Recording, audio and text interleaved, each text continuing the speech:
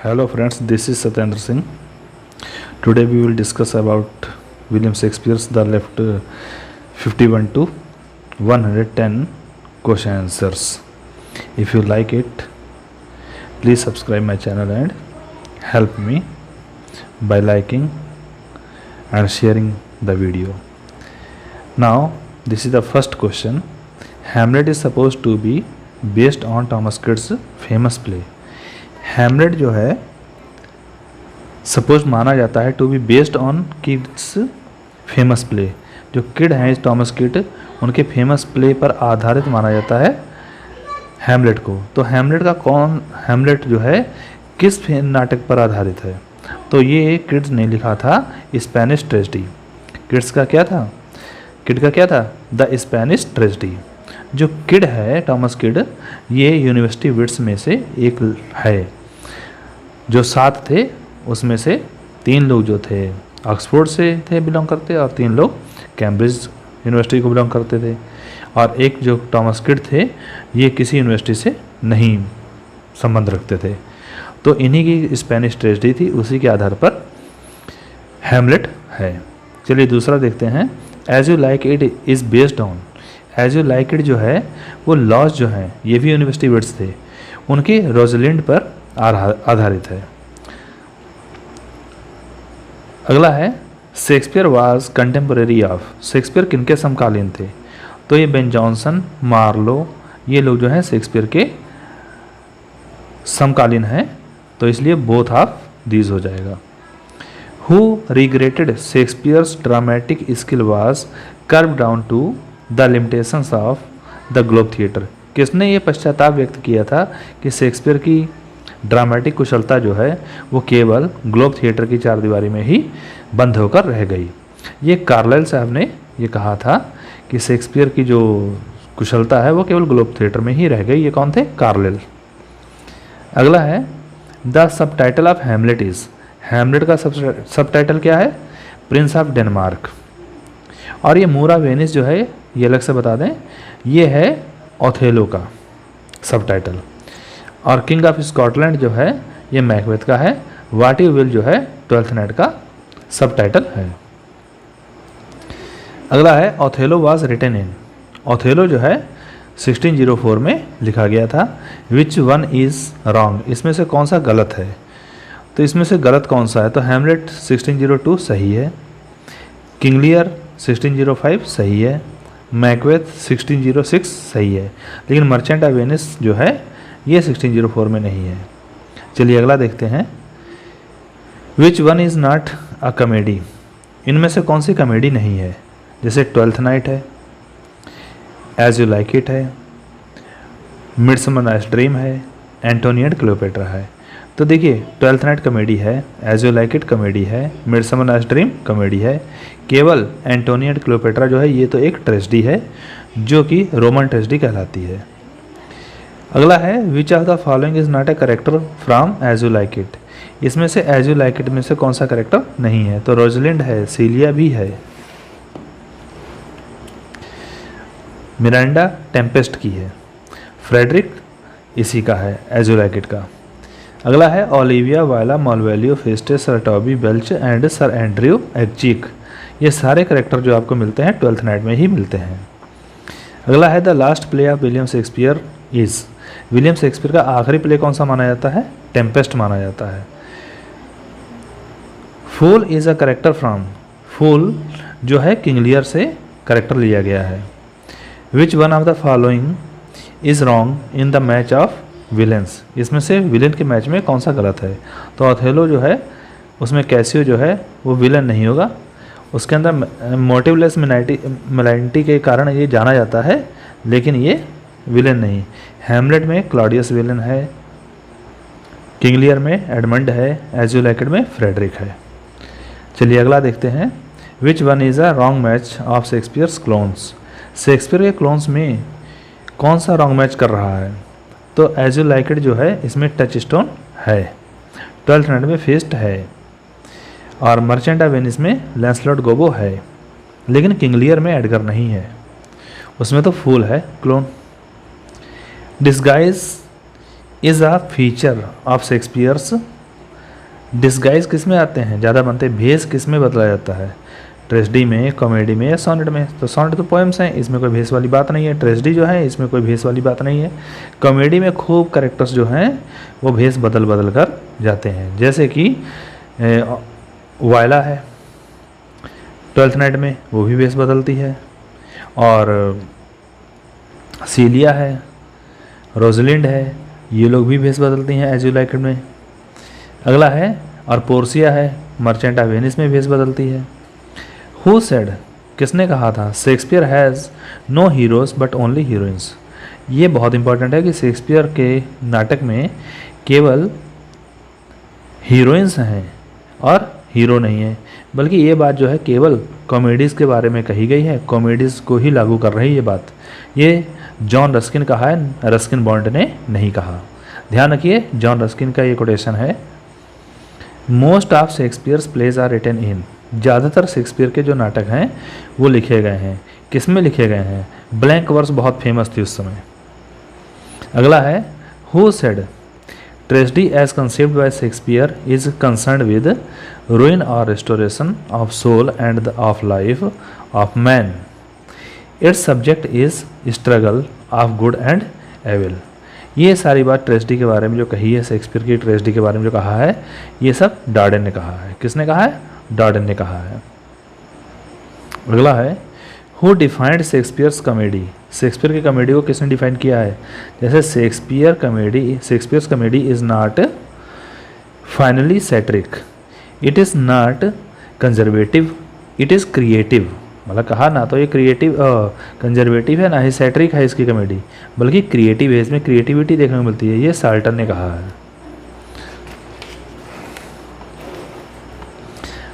चलिए अगला देखते हैं, who classified Shakespeare's comedies as.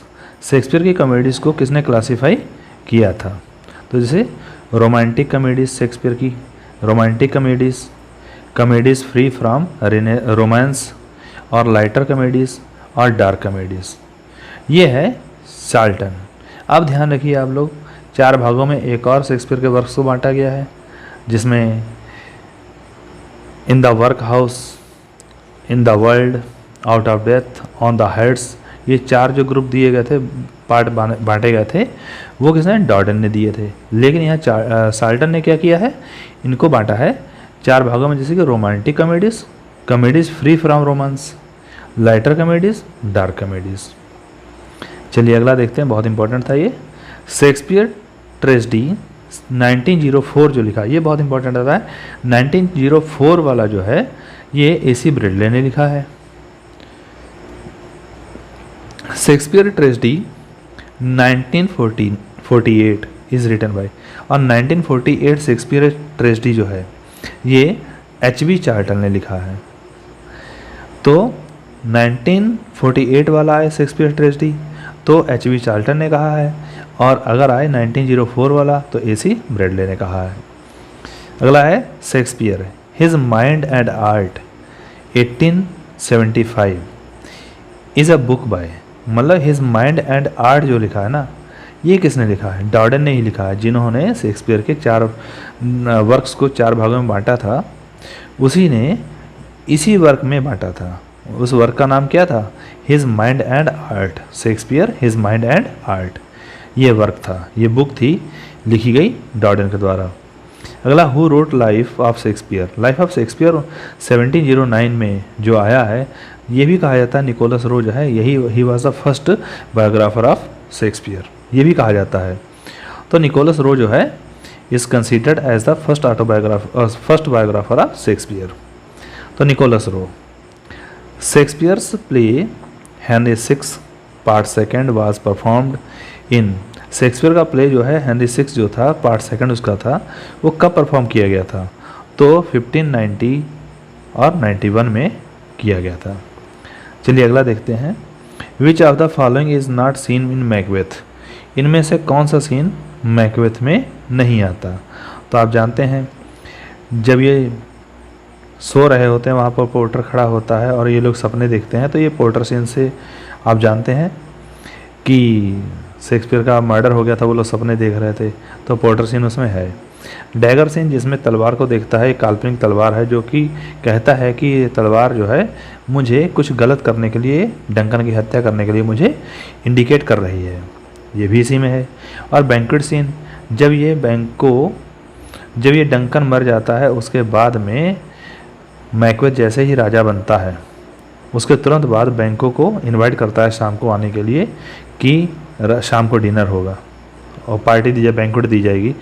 और उसी में जब बैंको आ रहा होता रास्ते में तो उसका मर्डर करवा देता है, तो उसके बाद में बैंको नहीं आ पाता, उसका भूत जो है वो आ जाता है। ये सब बैंक्वेट सीन में देखने को मिलता है और जिसमें कि मैकबेथ के अंदर की जो छुपी हुई बात थी कि यही मर्डर है, ये सबको पता चल जाता है। चलिए अगला देखते हैं। तो हाँ, ग्रेव डिगर सीन जो है ये इसका नहीं है, ये हैमलेट का है। ग्रेव डिगर सीन जो है ये हैमलेट में आता है। The famous balcony scene is played in, balcony scene जो है ये किस में आता है? तो रोमियो एंड जूलियट में। रोमियो एंड जूलियट कहानी जो है उसमें सबसे पहले ये जो है रोमियो जूलियट के यहाँ गुलाब का फूल लेकर जाता है और बालकोनी सीन उसी में देखने को मिलता है।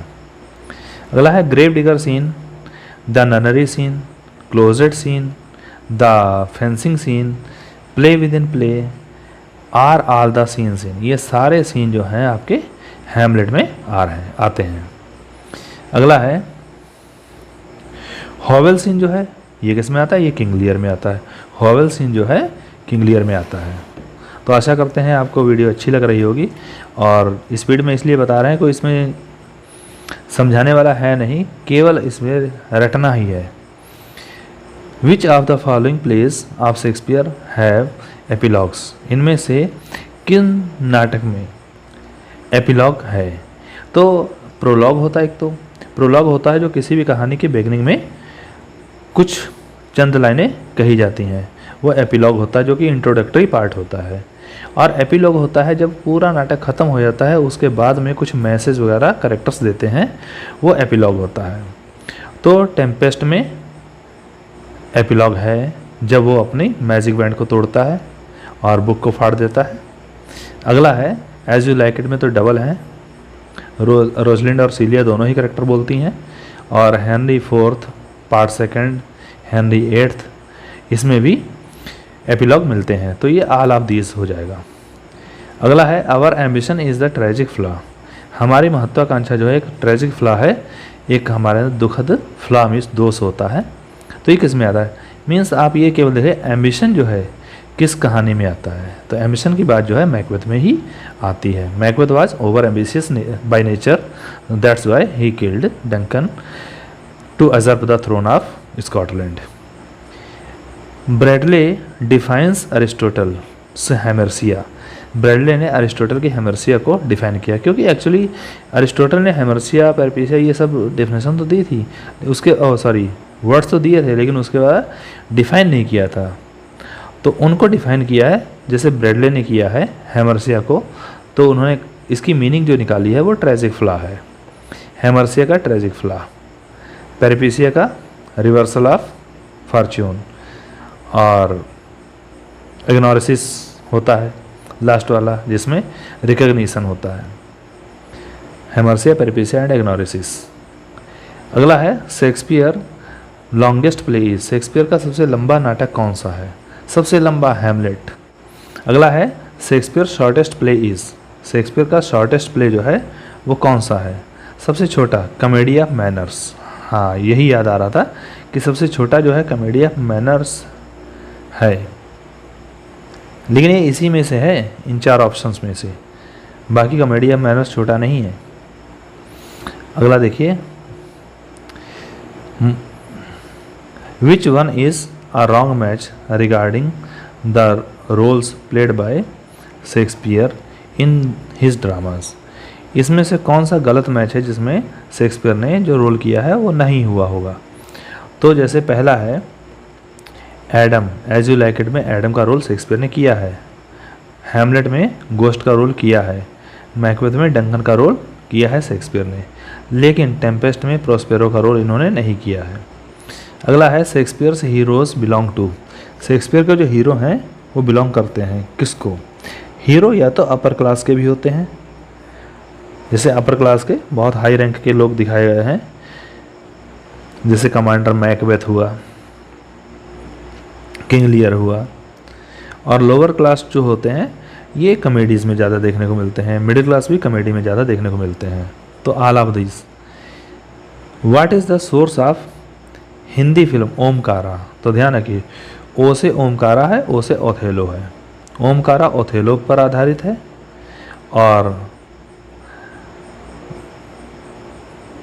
हैदर हैमलेट पर आधारित है।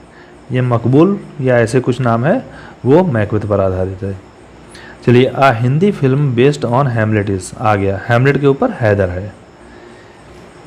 Who called Iago a motiveless malignity? ये मोटिवलेस मिलांटी जो है ये यागो के बारे में कहा किसने है? ये कॉलेज ने कहा, जो कि वर्ड्सवर्थ के फ्रेंड थे। चलिए अगला देखते हैं। Who calls Iago absolute infidel? किन्होंने कहा यागो को एब्सोल्यूट इनफाइडल? तो ये डॉर्डन ने कहा है। किसको? यागो को। एब्सोल्यूट इनफाइडल जो है किसको कहा है? डॉर्डन। किसने कहा है? डॉर्डन ने कहा है यागो के बारे में। और मोटिवलेस मिलांटी किसने कहा है? कॉलेज ने। तो याद रखिए दोनों पॉइंट। अगला है who calls Hamlet?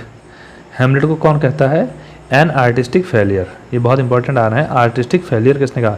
T.S.. Elliot ने कहा था। हैमलेट एंड हिज प्रॉब्लम्स जो है उसी में टी.एस. इलियट ने आर्टिस्टिक फेलियर हैमलेट को कहा है और आर्टिस्टिक सक्सेस मैकबेथ को कहा है। चलिए अगला देखते हैं। Who condemns Romeo and Juliet? Romeo और जूलियट की निंदा कौन करता है?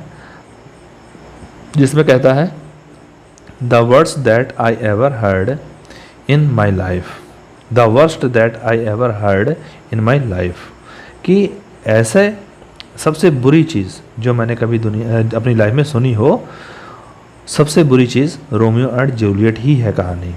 ये सैमुअल पेपाइस ने कहा था, बहुत इंपॉर्टेंट है। सैमुअल पेपाइस ने कहा था, क्या कहा था?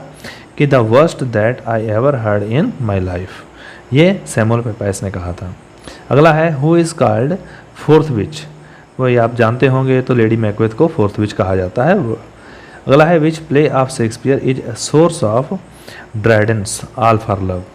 इनमें से कौन सा प्ले जो है शेक्सपियर का वो ड्रैडन के ऑल फॉर लव में यूज़ किया गया है, उसकी कहानी को, थीम को ऑल फॉर लव में यूज़ किया गया है? वो है एंटोनियो एंड क्लियोपेट्रा। सेम कहानी है। अगला है which play of GB. Shah is based on Shakespeare's Antonio and Cleopatra? और एंटोनियो एंड क्लियोपेट्रा के आधार पर जी.बी. शाह की कौन सी कहानी है? तो सीजर एंड क्लियोपेट्रा है वो। ठीक है, बहुत माइन्यूट थोड़ा सा डिफरेंस है। वहाँ एंटोनियो एंड क्लियोपेट्रा है और यहाँ पर सीजर एंड क्लियोपेट्रा इन्होंने जी.बी. शाह ने लिख दिया उसके आधार पर। Setting of Macbeth? मैकबेथ की सेटिंग कहाँ की है? स्कॉटलैंड की है। Duncan was the king of Scotland and after that Macbeth usurps the throne of Scotland and he became the king, but it was useless for him because he could not take it for forever, and its kingdom या kingship was handled by Banquo's sons after that. Setting of King Lear is? King Lear की setting जो है वो है कहाँ की है? King लियर की सेटिंग जो है इंग्लैंड की है। Forest of Ardern is setting of? Forest of Ardern जो है ये जो है एज यू लाइक इट की कहानी है, मतलब sorry as you like it की जो कहानी है वो फॉरेस्ट ऑफ आर्डन में दिखाई गई है। Setting of Tempest? टेम्पेस्ट की सेटिंग जो है ड्यूक ऑफ मिलान, आपने सुना होगा, Prospero the Duke of Milan, तो मिलान की कहानी है। इलीरिया, यह एक स्पेलिंग गलत है, इलीरिया है, आर आएगा वाई के बाद। तो इलीरिया इज द सेटिंग ऑफ, इलीरिया जो है 12th नाइट की सेटिंग है इलीरिया। फर्स्ट फोलियो जो है 1623 में जो आया था शेक्सपियर के प्लेस का, डेडिकेटेड टू, ये किसको डेडिकेट किया गया है? विलियम एंड फिलिप को। किसको? विलियम एंड फिलिप को। चलिए अगला देखते हैं। और राइटली अगर आ जाए वो भी सही है। Which one is wrong? इसमें से कौन सा गलत है? तो गलत कौन सा है? देखिए, second folio of Shakespeare's plays came in 1632। ये आप जानते हैं पहला वाला 1623 में आया, सेकंड वाला 1632 में आया और थर्ड वाला ये लिखा है 1663 में आया और फोर्थ वाला 1685 में आया। तो याद रखिए 23, 32, 63, 85। लेकिन शेक्सपियर ने लिखा एक नॉवेल इन्होंने कोई लिखा ही नहीं, केवल ड्रामास लिखे, सॉनेट्स लिखे, पोएम्स लिखी। नेक्स्ट है which play of Shakespeare was not published in the first folio 1603। हाँ, फर्स्ट फोलियो, इसमें जो फर्स्ट फोलियो हुआ था हेमिंजर कॉन्डेल के द्वारा प्रकाशित करवाया गया था, उस फोलियो में सारे नाटक दिए गए थे। 36 जो नाटक थे, ड्रामास थे, वो पब्लिश करवा लिए गए थे, लेकिन पेरिक्लिस जो था वो उसमें पब्लिश नहीं हुआ था, इंक्लूड नहीं हुआ था। चलिए अगला देखते हैं। Shakespeare wrote Henry eighth and the two noble kingsmen in collaboration with. ये दो नाटक जो हैं ये लास्ट माने जाते हैं, टू नोबल किंग्समैन और हेनरी एट्थ। इसी को अगर जोड़ दिया जाए 37 में तो 39 भी हो जाते हैं। तो ये किसके कोलेबोरेशन के साथ में लिखे हैं? तो फ्लेचर के साथ में। Shakespeare's Richard second is based on Marlowe's. Shakespeare का रिचर्ड सेकंड जो है वो मार्लो की किस कहानी पर आधारित है? शेक्सपियर का रिचर्ड सेकंड मार्लो के एडवर्ड सेकंड पर आधारित है। शेक्सपियर का रिचर्ड सेकंड मार्लो के एडवर्ड सेकंड पर आधारित है, ध्यान रखिए इसको। विच of the following statement is wrong. इनमें से कौन सा स्टेटमेंट गलत है? तो गलत ये जैसे कि देखिए नो मार्लो नो शेक्सपियर, ये वास्तव में कहावत सही है कि अगर मार्लो ना होता तो शेक्सपियर ना होता, क्योंकि मार्लो ने कहीं ना कहीं इसके लिए पाथवे बनाया था। Shakespeare was educated at local grammar school, ये भी सही है कि शेक्सपियर को कोई शिक्षा बढ़िया नहीं मिल पाई थी, केवल लोकल ग्रामर स्कूल जो था उसी में इनको शिक्षा दी गई थी। Shakespeare was an actor also, Shakespeare actor भी था, जैसे कि एडम की एक्टिंग इन्होंने की है, तो एक्टिंग बहुत की है इन्होंने, बाद में ही राइटर बढ़िया बने थे। लेकिन ये जो है Shakespeare wrote Hero and Leander, नहीं, ये शेक्सपियर ने नहीं लिखा।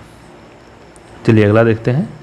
Shakespeare made his will on 25 January 1616 and signed it on. देखिए शेक्सपियर ने एक विल लिखी थी 25 जनवरी 1616 को, मरने से 3 महीने पहले 25 जनवरी 1616 को लिखी थी और इसको साइन किया था 25 मार्च में। साइन कब किया? 25 मार्च को। तो जनवरी मार्च और फरवरी मार्च 2 महीने बाद इन्होंने साइन किया और 23 अप्रैल 1616 में एक्सपायर हो गए थे। ये एक सीक्रेट बना हुआ है, क्या मैं कहूँ किसी कंपल्सन में डेथ हुई उनकी या क्या प्रॉब्लम रही है? Shakespeare played the part of old novel in Ben Jonson's novel play. Ben Jonson ने एक नाटक लिखा था every man in his humour, उसमें कहा जाता है कि शेक्सपियर जो थे उन्होंने ओल्ड नॉवेल जो कि यंग नॉवेल का पिता है उसकी भूमिका अदा की थी। कि इन्होंने शेक्सपियर ने किस कहानी में? Every man in his humour. अगला है शेक्सपियर रोट, शेक्सपियर ने लिखा था। शेक्सपियर ने क्या लिखा था? शेक्सपियर ने लिखा था ट्रेजेडीज लिखी थी, कॉमेडीज़ लिखी थी, ट्रेजी कॉमेडीज़ लिखी थी। ये ट्रेजी कॉमेडीज़ हैं, ट्रेजी कॉमेडीज़ लिखी थी। तो इस प्रकार सब कुछ इन्होंने लिखा था। चलिए अब लास्ट वाला है रह गया। प्लीज़ आपसे रिक्वेस्ट है कि अगर आपको वीडियो अच्छी लग रही है तो कुछ सब्सक्राइब कर दीजिए और लाइक करना ना भूलिए। प्लीज़ सपोर्ट करिए मेरी भी। Which is a lyrical force. इनमें से लिरिकल फोर्स कौन सी है? किसको माना जाता है लिरिकल फोर्स? देखिए मैकबेथ में कुछ नहीं है, खाली वो ट्रेजेडी है। वो तो ओथेलो भी ट्रेजेडी हो गई, हैमलेट भी ट्रेजेडी हो गई, तो लिरिक्स वगैरह तो कॉमेडी में ही आएंगे। तो लव्स लेवर्स लॉस्ट जो है इसको हम लिरिकल फोर्स कहते हैं। तो अगर तो दोस्तों अगर आपको ये वीडियो अच्छी लगी हो तो प्लीज़ लाइक और सब्सक्राइब कीजिए। धन्यवाद।